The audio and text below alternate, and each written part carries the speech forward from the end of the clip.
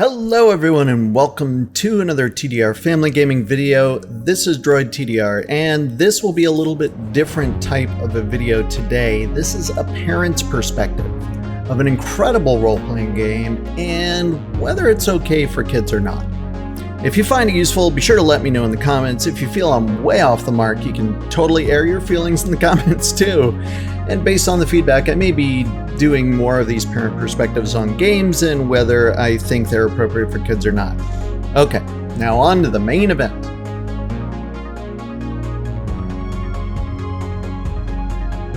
The Mass Effect Trilogy is getting re-released and remastered on May 14th. That's only a couple days away, with a complete polishing of graphics and even a few major gameplay improvements, especially for Mass Effect 1. This new so-called Legendary Edition is going to include over 40 download content packs covering additional missions, weapons, cosmetics, and characters. So 40 DLCs split across the 3-game series. Amazing. It's going to be a big release. Well, the first Mass Effect game came out in 2007 and was groundbreaking in many ways. It had a story that arced across 3 games, which spanned nearly 7 years from Mass Effect 1 to the final DLC of Mass Effect 3. And you could carry your character from the previous game into the next game. It also had interactive, consequential dialogue choices that were fully voice acted. So a huge choose-your-own-adventure story with every line being fully voice acted.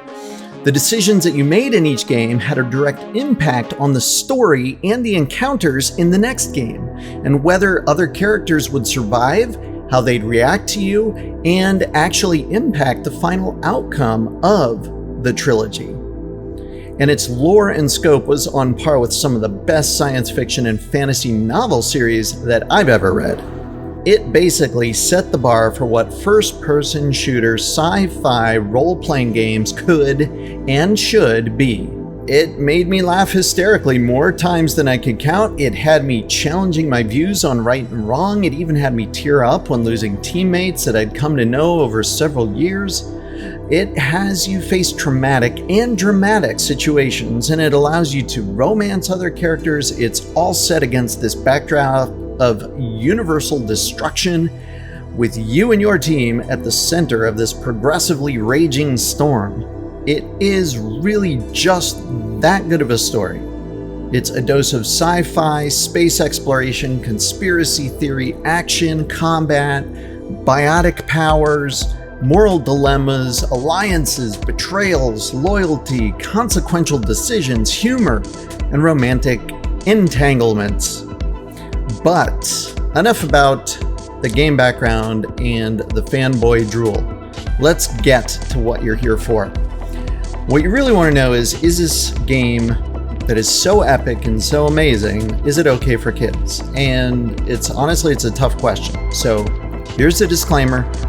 Every parent and every child is different. So with that in mind, here's the short answer. If your kid's below about 15, I would not recommend that they play this incredible game. Maybe if they're a mature 13-year-old with parental supervision to discuss things as they come up, then maybe. But basically you have to see this as an R-rated movie due to several cutscenes, some adult language, some alcohol, some situations of extreme peril, suicide, watching characters that may have been your friends or enemies die, sometimes with you pulling the trigger, and the possibility of several intimate romance scenes. So if your kid is below 15-ish and you let them play it, you may want to play the game with them, all 200 to 300 hours of it. And even if they are over 15, I'd still recommend you join them, and I'll tell you why. All right, now right there, I know half of you nodded along with me because you played the game and you kind of know what I'm coming from, and half of you decided to rage quit this video and stop watching. So for all those that are still here, let me explain.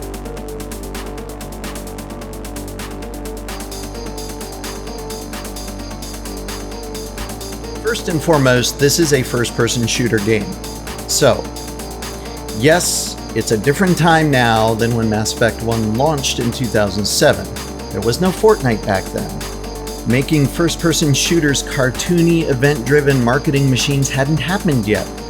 Fortnite has pushed first-person shooters into the elementary schools and middle schools, and some parents think it's okay because it kind of looks like a cartoon and there's no blood. I disagree, but that is a different thread and we're not going to follow that here. The first point to tackle is whether your kids can handle a first-person shooter type of game, regardless of whether it's a cartoon, realistic, or not. Now, I agree there is a big difference between a Nerf gun and a handgun. Just like there's a big difference between Roblox's Big Paintball and Doom, or Smash Brothers and Mortal Kombat. Okay, you get the point. You have to figure out where do you draw the line for your kids on that spectrum. And you can't protect them from what they might play at other people's houses. So you might have to explain to them why you're drawing the line at a certain place and where you draw it, and hope that they will respect that when you aren't around to supervise. Well, Mass Effect is a first-person shooter and it has all types of guns. Part of the fun, actually, of choosing the playstyle that works for you. Are you going to be the stealthy sniper? Or are you going to be the guns blazing, run in there tank? Like, what role do you want to play? And I'm not really much into shooters, so why do I like this particular game? Well, Mass Effect also has something called biotic powers. So you can basically not just be a guy with guns, you can basically train yourself in some very creative superpowers too, which can give you major tactical advantages and strategic advantages in combat. You have to think of it as kind of like adding a bit of magic to your traditional run and gun. Additionally, most of your battles involve bringing a few of your crewmates alongside to fight with you with their arsenal and their biotic powers too. So, it's got superpowers and guns. So where do you draw the line on that? And then, how viscerally graphic versus cartoony is the actual combat? My opinion is that it's more realistic than Fortnite, but it is not even close to Doom or Resident Evil or Mortal Kombat's level of gore. With Doom and Resident Evil being a 10, and Fortnite being a 3 or a 4 in terms of gore, this is probably a 6, somewhere in between. So really, combat isn't really the age issue unless you have concerns about combat, guns, superpowers. But if you don't let your kids play Fortnite or other shooters for whatever reason, then you should skip this one too.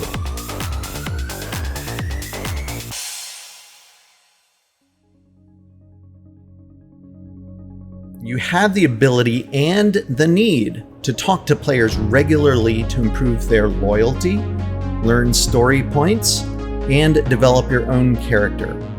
This takes patience, determination, a desire to learn and engage. This is not a remote control click, click, click ADHD game.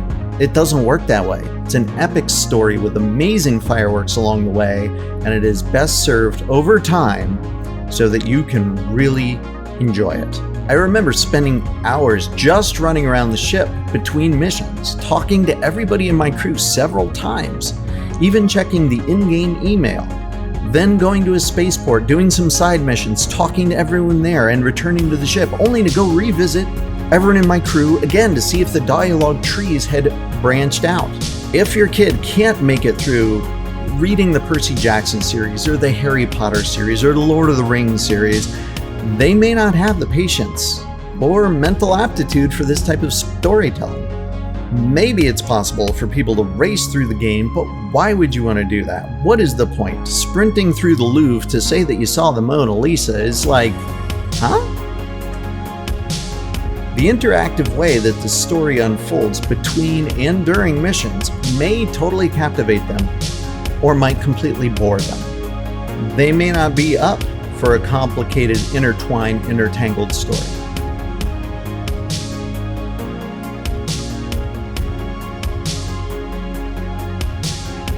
In In this game, the story and your ties to the characters get deeper and deeper the more the game progresses and the more you interact with your crew and others between combat encounters. There are many situations that your kids may not be ready to process yet, or may not have the background to understand.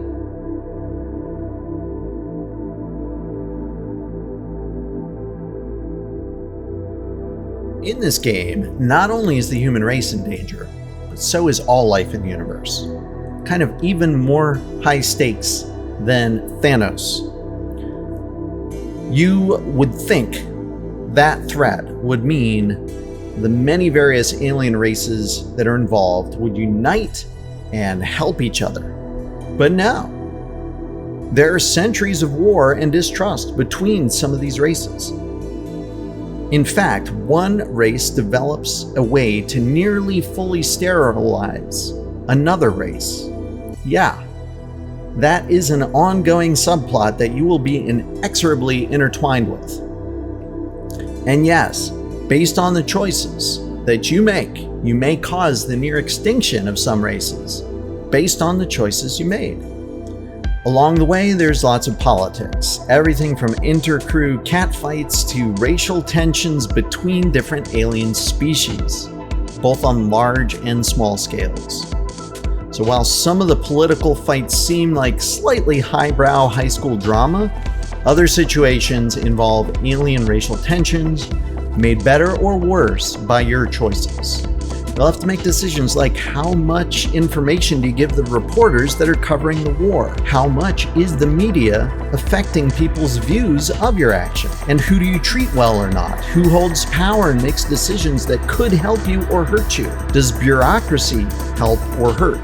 Do you ally with secretive non-governmental organizations that are operating on the fringes or behind the scenes? How do you overcome personal and interspecies distrust? And would you betray those that helped you if it serves your long-term cause? How will you react if others do that to you? And how are most of these conflicts handled? Well, quite often it's a punch in the face, a blaster shot to the gut, or a war between alien races. I mean, look, it is a first-person shooter based on an intergalactic war, so yeah, that's not too outlandish. And while there is a forum or a semi-governmental body for inter-alien races to discuss issues concerning all of the different races, access and positioning on that council still has its baggage. It's like an intergalactic United Nations, where many of the races are still at war with each other or were at war in the not-too-distant past. It's a political hornet's nest, and you gotta deal with them. You're part of this.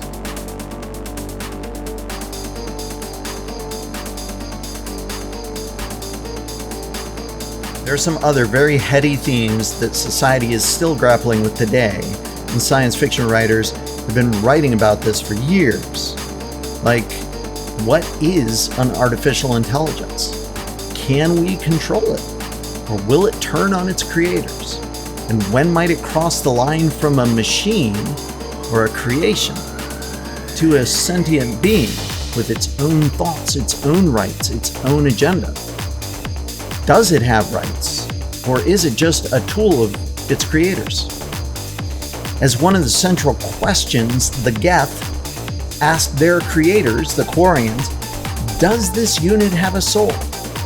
And that question years ago in this game, which you learned through exploration and dialogue interactions with the Geth, spawned a war between the creators and their creations. There are also several discussions and characters with deep religious beliefs and traditions that impact their motivations and decisions. From monotheism to polytheism to agnosticism, the discussion of the afterlife, or lack of one, shows up, and whether this is just one of many of our lifetimes. How we can atone for sins and questionable choices. How do we live with the consequences of our actions? Is there karma or karmic retribution? How do we say goodbye to those that have died? How do we pray? All of this religious landscape is brought in artfully, aside from one heavy-handed exception in Mass Effect 1, but it helps you understand and even care for some of the characters in a more meaningful way. Life, war, community, family are not always fun in games. There's complexity and thought behind each main character in this epic space opera. Now these are all fantastic topics for high school literature essays, and the depth of them will likely be lost on those rushing through the game for the next fight scene. So again, thoughtful and intelligent teenagers and older who are starting to think beyond themselves and opening up their own inquiries about life and their beliefs will get the most juice from this part of the game.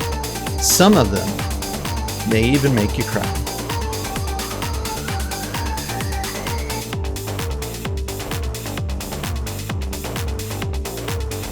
Everything we've covered so far could allow for the age range that I discussed to be a little bit lower, with parental engagement to discuss different ideas and situations that show up in the game. But based on this topic alone, I stand by the age 15 recommendation. I am no psychologist or child expert, but it would seem to me that adult situations, like drinking, flirting, seducing, sexual intimacy, make much more sense and create much less confusion after you've gotten a few years of puberty under your belt. Some of the flirting's fun, sometimes incredibly awkward and funny, but questions on monogamy are raised. And each game has at least one intimacy scene if you have romanced a character successfully. And did I mention that there are strip clubs? Yeah, evocative, not totally revealing, but yeah.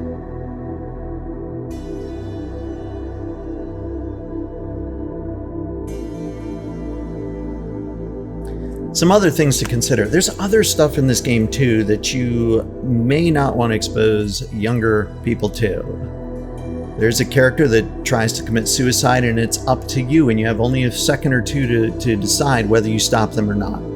So how would your child react to that? You will see humans and others collected and stored in isolation pods and watch them melt into a bloody mess while trying to get out of their containment unit. It's not pretty. It's bordering on sort of a mild horror movie or a Resident Evil scene, something like that. You will watch a child board a space shuttle to escape Earth as it's being overrun, and then watch that space shuttle instantly get blown up. It's incredibly emotional, and it comes back to haunt the main character later in the game. That's just a few of the odds and ends that I thought were worth bringing forward if you're still not sure, so you know your kid best and you know what's okay or not. And despite this being one of the best games, I'd say in my top 5 ever over the last, 20, 30 years, however long I've been playing video games, this is definitely in the top 5, but may not be appropriate yet, depending on your age. So, if you're still watching, I hope you let me know what your thoughts were and what age you think is appropriate for exposing your kids to the Mass Effect Trilogy. Did I miss some things? Are there concerns you'd have? Let me know in the comments below. You know, it's like the rites of passage of Star Wars, Lord of the Rings, Harry Potter. So too with many video games. When is it okay to, expose them to Portal? When's it okay to expose them to Minecraft? When's it okay to expose them to Mass Effect? Well, Portal and Minecraft, I'd say probably age 4, if you want, that early. But with Mass Effect, probably about age 15. That's a parent review of Is This Game Okay for Your Kids? Let me know in the comments below whether you want to see more of these or not. And we'll see you in the next one.